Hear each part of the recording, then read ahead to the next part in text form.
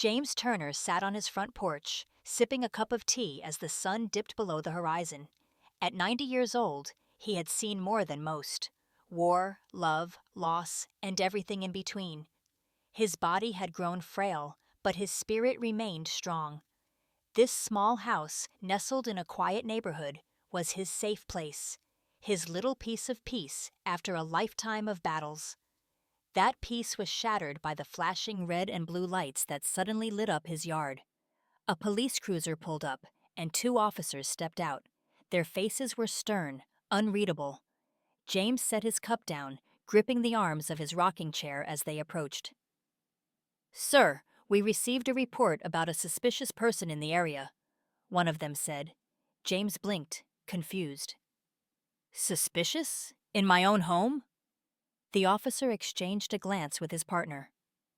"Sir, we need to see some ID." James's heart pounded. He had lived in this neighborhood for over 40 years. Everyone knew him. He had fought for this country, lost friends on the battlefield, and yet here he was, being treated like a criminal in his own front yard. "I don't understand," he said, his voice shaking slightly. "What exactly did I do?" "Just a routine check, sir," the officer replied, but there was no kindness in his tone. James reached for his wallet with trembling hands, the weight of the moment pressing down on him.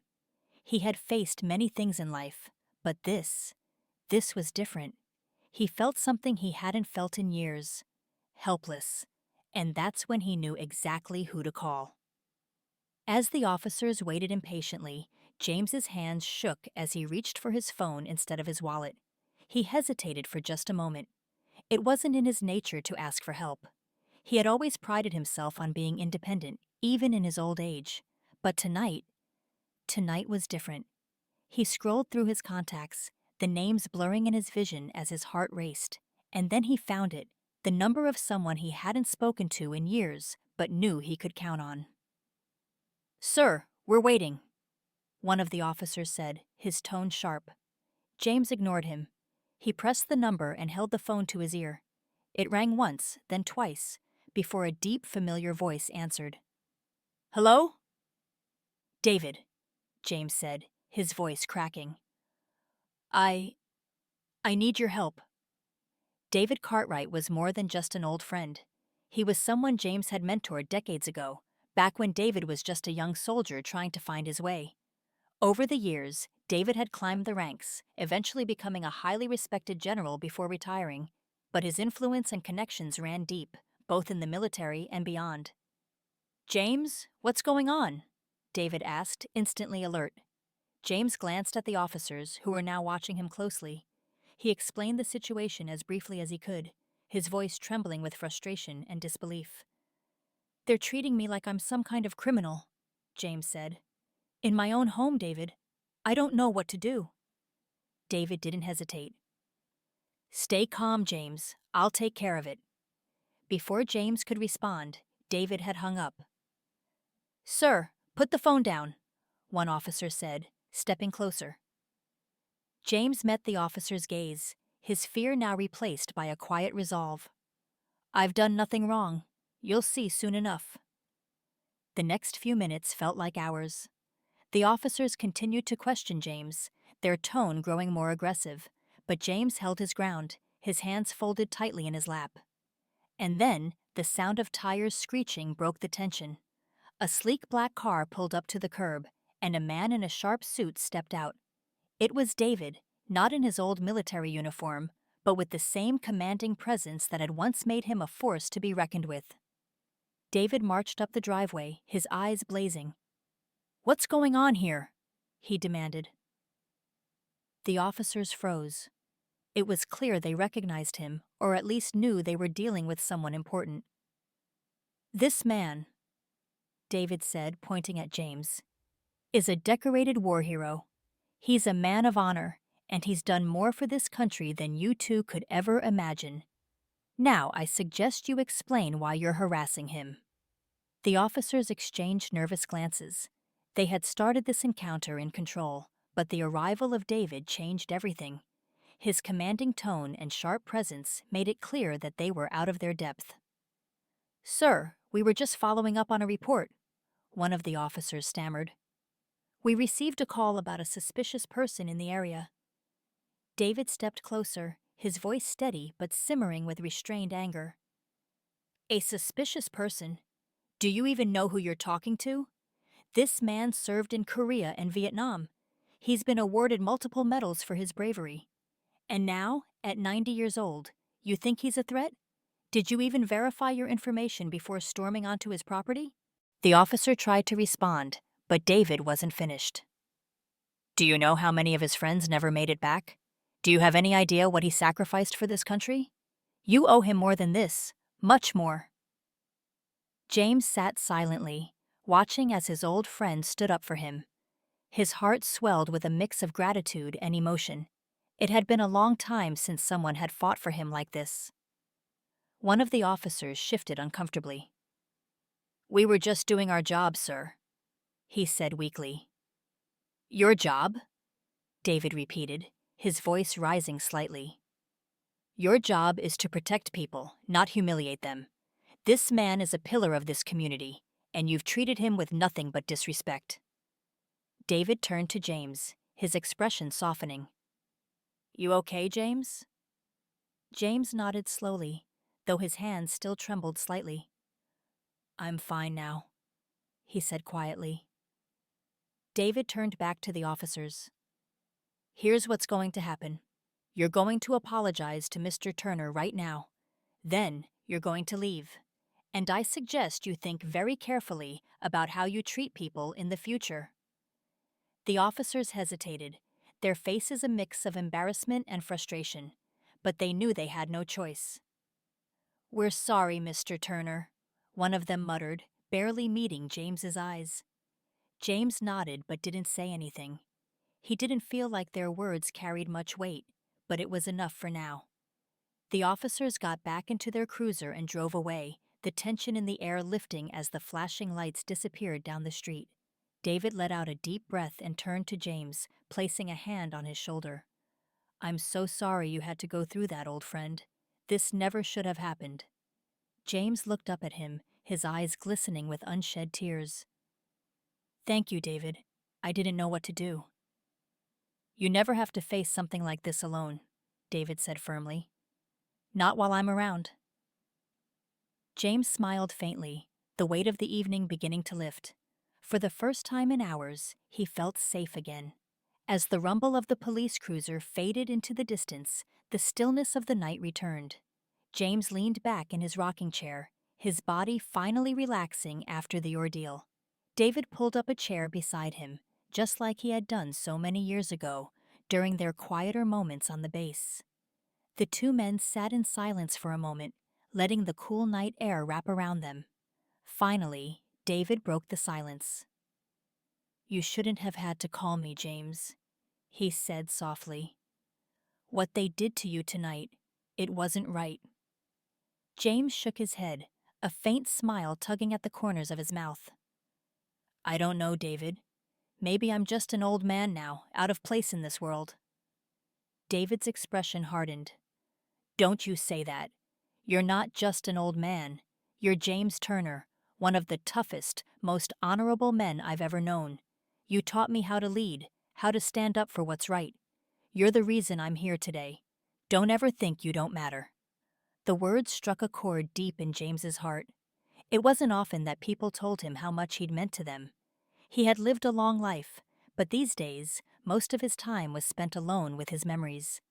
Hearing David speak so passionately about him reminded him that his life had touched others in ways he sometimes forgot. I guess I didn't realize how much I still had to give, James admitted quietly. You've got more to give than you know, David replied, his tone unwavering. And this neighborhood? These people? They should be the ones looking out for you, not the other way around. James chuckled softly. Well, it seems like you've still got that fire in you, David. You sure you're retired? David laughed, the sound breaking the tension in the air. Retired, yes, but I'll always answer the call when it's for you, James. The two men sat for a while longer, reminiscing about old times. They talked about their years in the service, the battles they fought, and the soldiers they lost.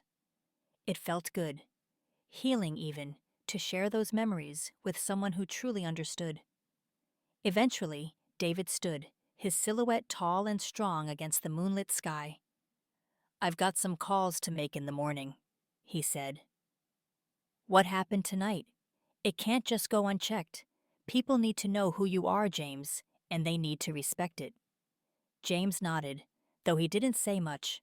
He had never been one to seek recognition, but he trusted David to handle things the right way. "Thank you," James said simply. David smiled. "Any time, old friend. Any time." As David walked back to his car, James sat alone on the porch, the night now peaceful once more.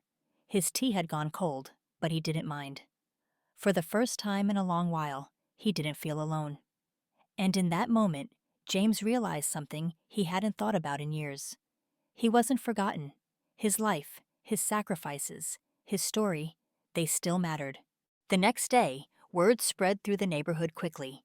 When the officers had left, they had been on edge, but it wasn't long before the residents started talking. A few people had seen the whole thing unfold from their windows, and by mid-morning, a small group of neighbors showed up at James's doorstep. They didn't just come to apologize, they came to listen. One by one, they knocked on his door, their faces filled with regret.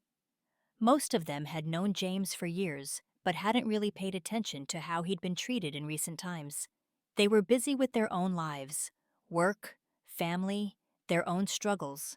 But now they saw James for who he truly was: a war hero, a man who had built this neighborhood, a man who had given more than he'd ever received. It started with Mrs. Wainwright, the widow who lived 2 houses down. She was in her 70s, still sprightly and full of stories about her late husband. She came to the door with a batch of homemade cookies in hand. "I heard what happened last night," she said softly, her voice thick with emotion. "I'm so sorry, James. I should have been more aware. I should have been there for you." James looked at the plate of cookies, then back at her. "It's not your fault, Martha. People get busy. Life moves fast." "But I should have paid more attention," she insisted. "You deserve better than what they gave you last night." James felt a warmth spread through him. It wasn't the apology he was after. It was the fact that people were finally starting to see him. Really see him. One by one, more neighbors came by. Some brought flowers. Others came empty-handed, just to say they were sorry and to let James know they were there for him. He hadn't realized how isolated he'd felt until they showed up at his door, each one offering a piece of kindness. It wasn't long before David arrived again, this time with a different purpose. He had made a few calls to the local news and had arranged for an interview. James wasn't sure he was ready for the attention, but David insisted it was important for people to hear the truth.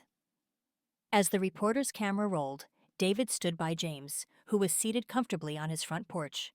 The reporter asked questions, his tone respectful but curious. "Mr. Turner," the reporter began, "you've lived here for decades. How does it feel to see the community rally around you after what happened last night?" James, though nervous, answered as honestly as he could. "I'm glad people are starting to notice. But more than that, I want people to remember the sacrifices all of us made. The young men who didn't come back. The ones who never got the chance to grow old. I may be 90, but I still carry the weight of their memories. This country owes them a lot more than just a passing thought every now and then." David watched from the side, his face filled with pride. He knew James had always been humble, but today he was speaking his truth. He was reminding people of the things they often forgot, the things that mattered most. By the time the interview was over, the news crew had left, but something had shifted. The neighborhood that had once passed by James without a second thought was now paying attention. The phone calls and visits didn't stop. People wanted to make up for the years they had taken him for granted. As the sun set that evening, James sat back on his porch, looking at the rows of houses that stretched out in front of him. He felt something he hadn't in a long time, a sense of belonging. David was right. He had more to give, more to teach, and more to share. The people in his life weren't just memories, they were living, breathing reminders of everything he had fought for. And maybe, just maybe, that was the most important thing of all. The days that followed brought a gentle shift in James's life. He found himself spending more time with the people in his neighborhood, reconnecting with those he'd known for decades. His porch became a gathering spot for visitors, many of whom stopped by to share their own stories or simply sit in quiet companionship. It was as if the entire community had suddenly realized that they had taken James's quiet strength for granted. One afternoon, a group of local veterans arrived at his house. They weren't just any veterans, they were men who had served under James during his time in the military. They hadn't seen each other in years, but they all agreed that it was time to honor the man who had led them through some of the most difficult years of their lives. James hadn't expected this.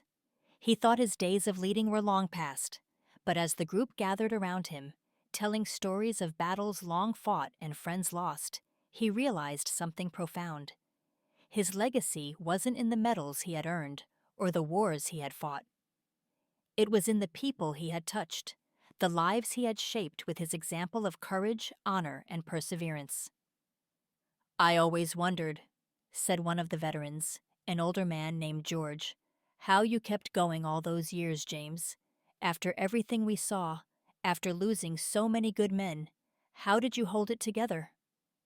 James smiled softly, the weight of those memories heavier now than ever. "You just keep moving, George. You keep moving because that's what they would have wanted. That's what we all want." Another veteran, Jack, nodded. "You taught us that, James. You showed us what it meant to be strong, even when we were broken inside." James felt a lump form in his throat, and for the first time in years, he let the tears come. The men around him were right. He had always carried the weight of their memories, but he had never realized how much they had carried his. "I didn't do it alone," James said, his voice breaking. "None of us did." The group fell silent for a moment, and then one by one, they raised their glasses in a quiet toast to their fallen comrades, the ones who never made it back. And for the first time, James didn't feel alone in his grief. He felt surrounded by the very men he had once led, and in that moment, he understood that the bonds they shared were unbreakable.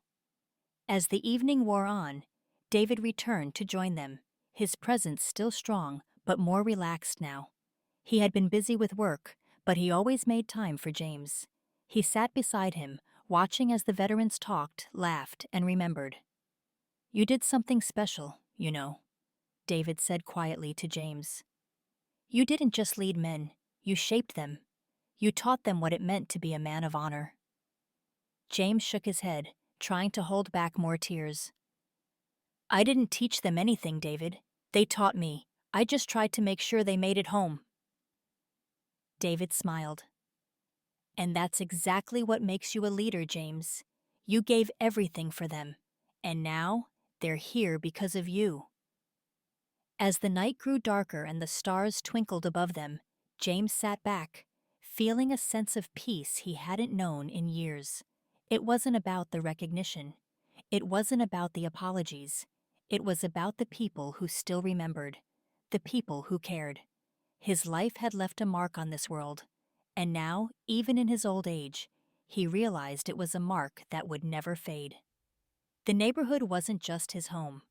It was a reflection of everything he had fought for: community, loyalty, and love. And though the years had taken their toll on him, he knew that he wasn't forgotten. His story, and the stories of the men he had served with, were etched into the hearts of those who had known him. And so, as the evening settled into a quiet calm, James Turner, 90 years old, a veteran, a friend, and a mentor, smiled, knowing that his legacy was safe. It wasn't about the years that had passed. It was about the lives he had touched along the way. In the end, that was the only thing that mattered.